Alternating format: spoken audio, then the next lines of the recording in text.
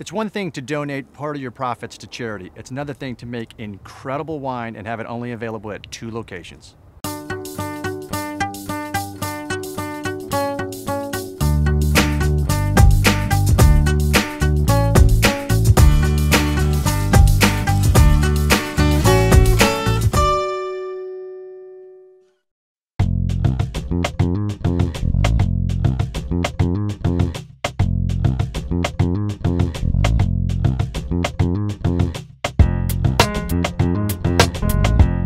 So we're back with Juslyn, and we're featuring a different wine because you make such exquisite wines. So tell me again, refresh us about the portfolio that Juslyn has and where they're located, and walk us through that. Sure. Well, Juslyn is up on Spring Mountain in northern Napa County. We've got about 7 acres planted of vines.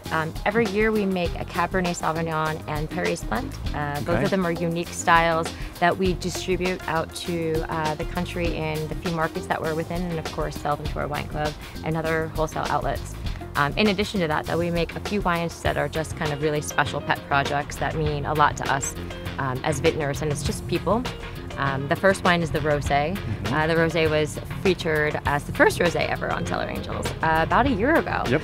And all of the profits sales profits from that wine, not a percentage, but all of the sales profits from that wine are always donated to a cancer-based research foundation or center. And this other wine that we're going to be featuring this time around on Cellar Angels is called Rescue. And this is our 4th release of Rescue. It's typically Cab Franc based. With a little bit of Cab, Merlot, and Petit Verdot, typical for the mountainside vineyard that we've got planted.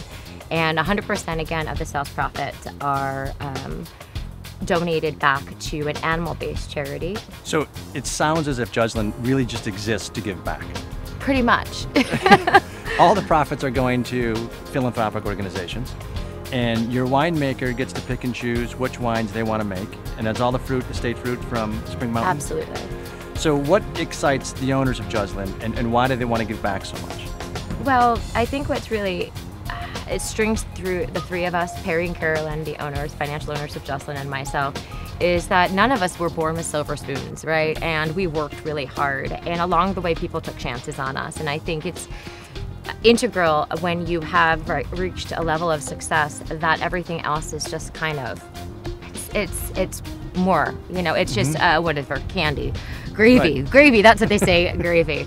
At one point you have to look back and say, you know, I wouldn't be here without Right, how did I that. get here? And that has been always a part of Perry and Carolyn's master plan. In fact, they have more businesses left in them, as do I, all of them which are 100% philanthropically centered and visioned. So it just makes sense that we go and give back. Well, it's one thing to say it, but it's another thing to do it, but do it with incredible wines. Yes. So how do you get, who makes the wines, and how does that individual decide, okay, this is going to be segmented for this project? Well, we are lucky enough to have such a great vertical. I mean, our first vintage was in '98 from the property 2000, and we've been 100% estate since 2006.